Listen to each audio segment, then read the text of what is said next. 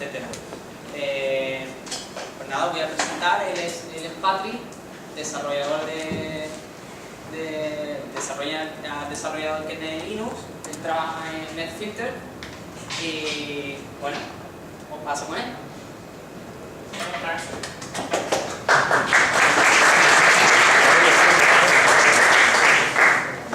I didn't understand that, unfortunately.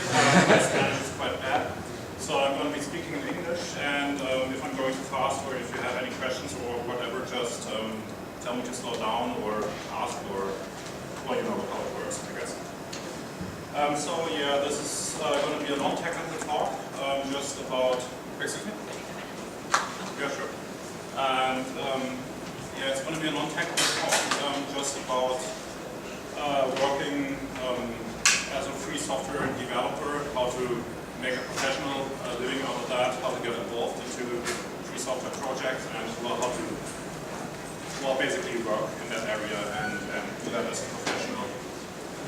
And, well, he already introduced me. As I said, I didn't understand that. I've been doing kernel development for something like, am I going too fast? Yes. Okay, so I've been doing kernel development for the past 14 years or something. I've been working in NetFilter, generic kernel networking stack, and lots of different areas. And have been maintaining the NetFilter project, which many people know it. And yeah, I've been also working as a freelancer for past maybe 8 years or something, and for lots of different companies, big companies, small companies, and well, yeah, that's basically it about me. And well, yeah. So the first question, maybe, why would you want to work on open source? Does anybody mind if I sit down, or so I have can read my notes? Yeah, okay, sure.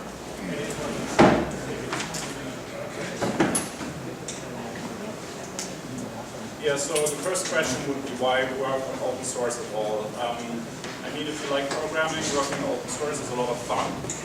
It's a very rewarding way of working because, well, you get to work directly with lots of users. You get feedback directly. Your software will get on the street very quickly and be used by lots of people. And you have a very cooperative environment. So people are working together very nicely, cooperate with different projects within the project, and it's basically a lot of fun doing that work. And yeah, that's one of the points. For, I guess, at least some of you are students, and for students it's great to get some experience on real-world software. Because usually at the university you just have some theoretical projects which never get out to users. And you don't really work on real-life code, so it's somewhat different. Real-life code gets a lot of real testing, stress testing, bugs get noticed a lot earlier and easier. You get, well, your users are going to get upset if you do something stupid, and so it's good to get some real-life experience for if you're a student. And also you have like very complex code bases like the Linux kernel, which is many million lines of code and very complex logging, memory stuff, contexts, and so on. And you usually don't see that stuff if you're just doing software coding at the university. So it's very good to get experience as a software developer. Yeah, you also have lots of very skilled people you can work with. I mean, lots of people are doing that for a long time. There are very good people in the open source community, and you get some chance to exchange yourself with these people, learn something from them, learn what mistakes to avoid, and so on. And this can be very helpful if you're still at university and missing that stuff. Another reason why it's quite fun to work on open source software is it's not universally like that, but a lot of open source software has very high code quality. And I've been working for quite a lot of companies where I've been working on proprietary code, had to sign non-disclosure agreements and so on. And usually you don't wonder why they don't want to show that stuff to anyone, because it's slightly, I mean, it's sometimes slightly ugly, sometimes very ugly, and open source software, because so many people are working on it, so many eyes are on there, often diverges towards high quality quite quickly. And I mean, it's fun working on high quality code, which is cleanly written. It's a lot more fun than having some very ugly code. And so this is not universally true. I mean, there are crappy open source projects as well, of course, but like the big and commonly used stuff, like getting back to the Linux kernel, generally has a very good code quality, so you can see how well-structured code is done, how also, again, real-life code can be done in a nice way. And one more reason to work on open source software is it's all happening in the open. You're working on mailing lists, you're communicating in the open, so it's very visible to the outside. Potential employees, if somebody's looking for good developers, are often looking on mailing lists. Recruiters are often looking on mailing lists for people who are doing a lot of work and searching in that area. So you show to other people that you're interested in that stuff, your work itself, and it's a good way to get potential employers noticing you.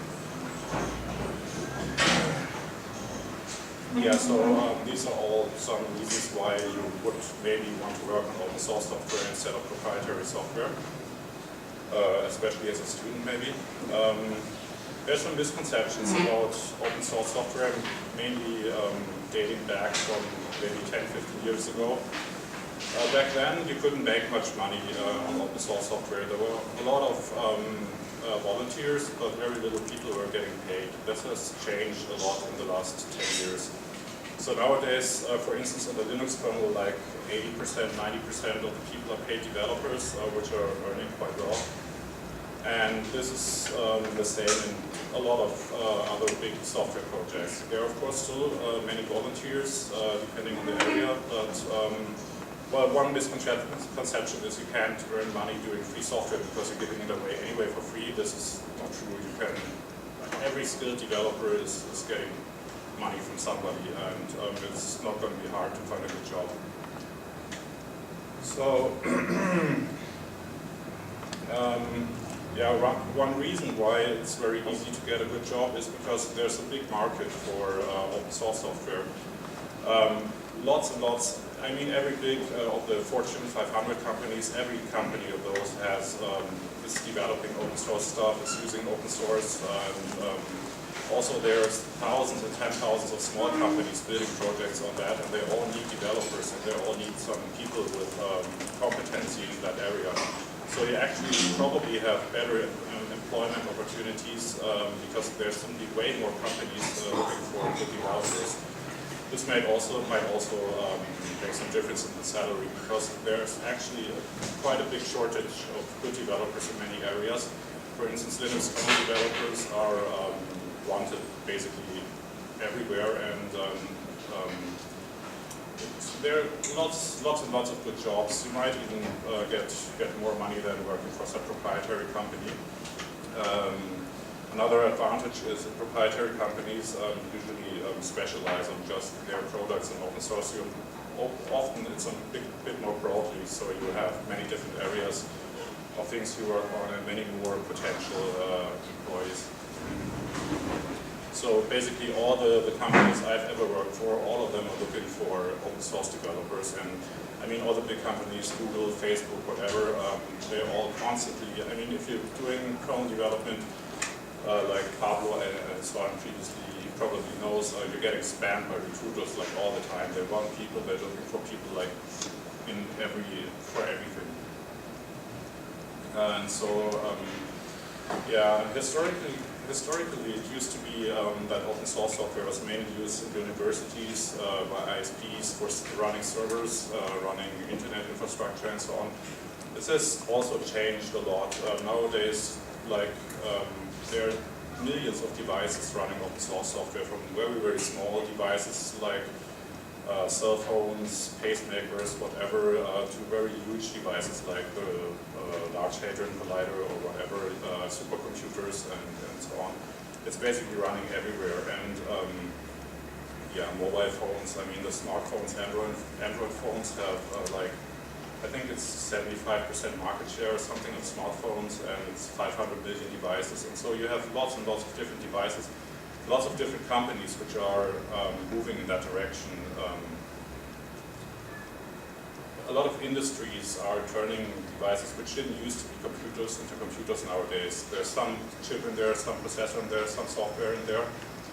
And in many cases, they choose open source software because it's cheap, because they can adapt it, they have the source code, and what is happening all the time is that new industries, for instance, television set-top boxes were happening a couple of years ago. They're moving towards turning their product into some kind of computer. And whenever that happens, they haven't been software developing companies previously, and when that happens, they don't have the people for that. So they're always looking for external competence to get this stuff done. So there's many more different examples like networking devices, routers, and so on. Like 90%, 95% of the stuff you get at the store is running Linux. You have TV set-top boxes, media players, cars, entertainment stuff, and well, power plants, telephone networks. It's basically running everywhere. So if you work in that area, the software will be used very broadly and in lots of places, and you can actually choose which area is of interest to you, and also maybe combine existing knowledge with that. I mean, developing networking hardware or software is different from developing telephone hardware. I guess developing power plant controlling software or whatever, but they all use the same base. So it's very good to know that stuff. And yeah, all of these need skilled developers. Yeah, one reason why it's interesting to be able to offer open source development to companies is when a company is developing some proprietary stuff, let's say doing some Windows development or adapting Windows for a tablet or smartphone or whatever, they have only one company they can really turn to, which is Microsoft in that case, or the vendor, because they have the source code, they have most knowledge, and maybe they have some external people which took some courses, have some certificates which are very expensive. But you have very limited choice where to turn to. And with open source, basically anyone can offer the same services because there's no one vendor. The software has been created by many different people, and the expertise is distributed among many people. It's quite easy to get an expert on some subject which is interesting to companies.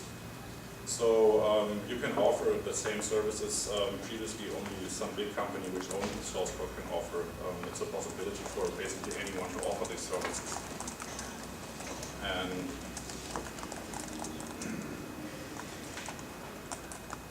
yeah, so I mean the main point of this talk, I didn't come up with the subject actually, it was Charla's idea, but the main point is why would you want to do that instead of working? Yeah? Oh yeah, sure. Okay.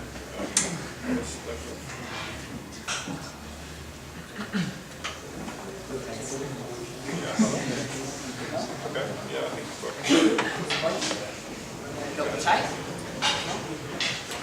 Yeah, okay. Is it better now? Creo que no tiene batería.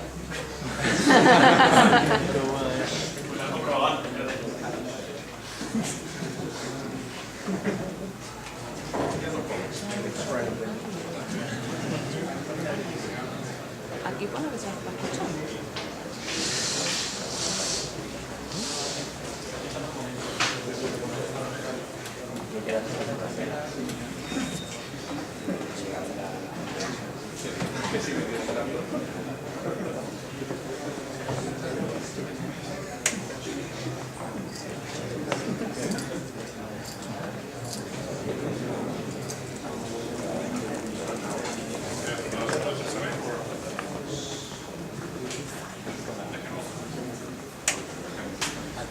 Okay, so I gather I am too silent, so I'm trying to speak louder now. I hope if you can understand me, just say it. I'm going to wait for the microphone. And so, yeah, what I was saying is the main point about this talk was working open source versus working for proprietary companies, or generally doing freelance stuff instead of working for companies at all. So one of the questions would be, why wouldn't you want to work for big proprietary companies? I mean, there are big companies like also in the open source area, like Google, Facebook, Red Hat. They offer nice workplaces. They offer nice perks like free time to work on your own projects and so on. And I guess it's a matter of, they also pay quite good money. It's not, well, extensively good, but it's still pretty fine. And I guess it's a matter of personal preference. Some people enjoy more having the safety of a regular workplace. Some people might enjoy more the freedoms which come with just, well, doing your own thing.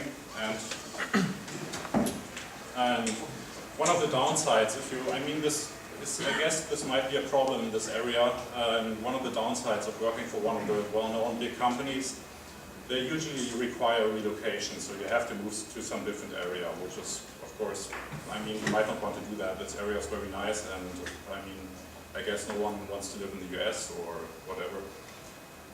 And yeah, so as a freelancer, you can, of course, in most cases, just work anywhere. Most companies who are hiring external people are used to them not being present physically. So usually you can stay where you are and still get the benefits of like high salaries in Switzerland or the US or whatever. This is a pretty nice advantage of being self-employed. Mchardy, may I ask you something? Yeah, sure. You mentioned before the proprietary source code. Yes. Is sometimes faulty and is not so beautiful as open source. I mean, if you can. You said that because you said you're working for a proprietary company that made close source code, right? So you did that, right? But then you later said that you always work for open source, didn't you? Well, I work for companies which are doing open source work, but which are keeping their own stuff closed, and so they're building on top of open source. I also work for proprietary companies, but that was very short time. Basically, it's not worth mentioning. Okay. And there are a lot of companies I work for which are doing, like they're selling a service and developing the software for that, and selling you the service, but not the software. They're keeping it to themselves, and this kind of proprietary software. And well, I've also seen, when doing consulting stuff and so on, also had to look at a lot of proprietary source code. And of course you can't say generally, there is good proprietary source code, there's crappy open source software, of course. But my general opinion of the proprietary code I've seen so far was that the quality was, in most cases, lower than what I got to know from open source software. It might really be different in different cases. This is just my personal experience. And I think we have a microphone coming.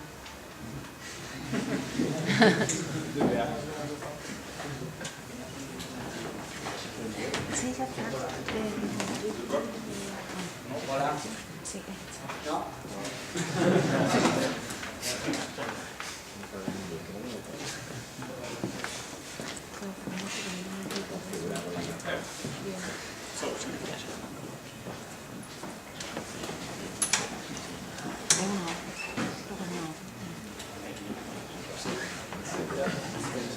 Yeah, I mean, I hope you can still understand me, otherwise I guess, I mean, there's also a bit more space up front here. If I can't really talk much louder for the entire time, I'm going to fall back automatically to being a bit more silent, so I try to be as loud as possible.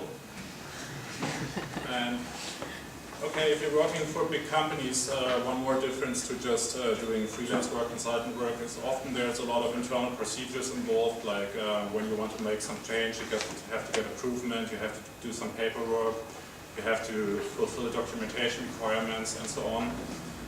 Some bureaucratic stuff basically, and I mean for some people it might be fine, some people don't like that stuff. I personally like to do some hacking more than filling out paperwork, and this is also one advantage of working externally, because mostly you don't have to deal with that stuff. They tell you we want this, please help us get it done, and once you're done they're going to take care of all that stuff. And so yeah, I guess this is an advantage for people like me who don't like to do that stuff a lot. So if you're going to work as a freelancer, independent of whether you're an open source developer or just any kind of freelancer, there are also, of course, some downsides. You have to have, well, responsibility basically rests with you for getting work, for keeping self-motivated to actually do the work. I mean, if you're not going to do anything for some while, nobody will like say, why didn't you show up to work today or something. You have to keep self-motivated, and some people might be able to do that, some people might not be. It really depends on how you like to work personally. The working hours might be irregular, like so at some point you have very little work, at some point you have a lot of work and have to do like 14 hours a day. This depends a bit on how you organize yourself, but it will happen at some point. Also, of course, when you're sick and can't work, nobody's going to give you any money. I mean, usually if you're employed, you have your employee still giving you your money. This is also a downside, of course. I mean, there are insurances which cover that from a certain, if you're like sick for 3 months, then they're going to pay you some money, but it's only, well, like for last effort. It's still a risk you have to take. Also, you have to deal with taxes, writing invoices and all that stuff yourself. This is also, again, bureaucratic stuff. And these are the downsides of doing that stuff yourself. But on the other hand, the upside is you have a lot of flexibility. You have flexible working hours. You are flexible in where you want to perform your work. You can work at home, or you can just go anywhere else. I mean, I'm in Seville right now. Usually I live in Germany, and I'm also, of course, doing my work here. And you have flexibility in how to do your work. Nobody is usually telling you exactly how you have to do it. You can decide yourself. The main important thing is that the result gets done, and yeah, it can pay very good. I mean, because you are external and you have to carry a lot of costs yourself. Like you have to buy your own computers, you have to spend money on your own working place and so on. You have higher prices, of course, than if you're just employed. So in some areas, for instance in the US, I'm told it's very acceptable for companies to pay 30,000 to 40,000 US dollars per month for a developer, which is pretty good money for an external developer. As an employee, you're not going to get nearly as much. And I mean, in Switzerland, you can basically, it's not very hard to charge something like 1,000, 1,400 euros a day or something, which is pretty good, I guess, compared to, I mean, you also, of course, you're not going to work constantly for that rate. I mean, you have times where you don't have contracts, you have times where you have more than you can handle, but it offers a nice alternative to being just working as an employee. And it really depends on yourself how much work you, in the end, you will do and will get. Also, I mean, there's traveling, which can be nice if you like it. Conferences in the open source area, of course, are very important. You get to meet other people. And you have many different projects in proprietary companies. Or generally, as an employee, it's often the case that you work on a single project for a very, very long time. And this can be nice, of course. You get to know all the stuff. On the other hand, it can also be boring. When you're doing external work, you often switch between different projects, of course, which can be interesting because you get lots of different insights. Not as deep, but it's more broad. And well, there's often very little contact to your customer required, so you don't have to talk to them very much. Actually, of all my customers I've met, I think 2 so far, and well, met them personally, and usually you also don't have to talk very much if it's clear what you have to do. You just, well, do a bit of fine-tuning, do you want it like this or whatever, and then it's basically you're on your own and can work in whatever way you want. You don't need much contact. I personally like that. I mean, it can be annoying to like talk about stuff endlessly instead of just getting the work done. So these are all upsides of working yes, in a self-employed way. So when you're doing that and working as a developer, open source developer, as a freelancer, there's of course the question, where do I get my money from? So there's, what you can do is, you can do development for hire. So somebody is telling you, we need this feature, or we want this kind of software developed. and you're just telling them a price or telling them what you charge per hour, and well, get the stuff done. This is, of course, one nice opportunity to just do some hacking if you like that. You can also do consulting on the software you're working on. Many companies are developing products, for instance, based on the Linux kernel. If you have some knowledge in that area, for companies it's always very expensive to build up their own knowledge. It requires a lot of time, it requires skilled developers. And so if you have the skill set and have been working on, let's say, the Linux kernel, then you can just, it's cheaper for them actually to, instead of taking their own developer and having them learn that stuff for 5 years or whatever, it's cheaper to just pay an expensive external consultant for the small, maybe medium amount of work they need to have done. So consulting is also a good way to well, get somebody to pay you some money. There is bug fixing, which is required for companies which already which are developing products or have products on the market already. At some point they will hit bugs. It will be hard for them if they don't understand the entire environment to find them, to fix them. There might be some time pressure if the product is already on the market and customers are complaining. So when you're working on some open source software project and companies are using that in their products and they hit some bug, it very often happens that they will contact you and ask you for help to help them locate the bug, fix the bug, and so on. Well, you can provide training and support for your software if your software is getting used by users. For instance, Pablo and me, we are both working on NetFilter, which is the firewalling implementation of the Linux kernel. And I mean, people are using that software, but it's not in all cases easy to use or clear how to implement specific stuff. So they might ask you for some training for their developers, for their administrators or whatever. I guess you have to like that work. I personally don't like training very much, but it's also a possibility of what you can do. I mean, lots of software requires, I mean, people always have to know how to use software, otherwise it's useless. And open source software, one of the weak points is usually documentation. It's not so easy to find good documentation for a lot of open source projects. So people are willing to pay money to train you doing that.